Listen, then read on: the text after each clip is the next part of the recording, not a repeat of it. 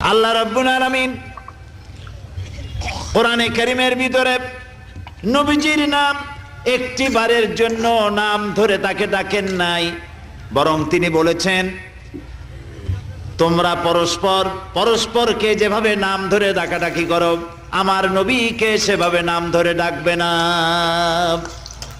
আল্লাহ নিষেধ করেছেন আমার নবীর নাম ধরে ডাকবে না। সুবহানাল্লাহি ওয়া বিহামদিহি। এই পৃথিবীতে যত নবী আসছেন সমস্ত নবীরা হলেন এলাকা ভিত্তিক নবী, অঞ্চল ভিত্তিক নবী।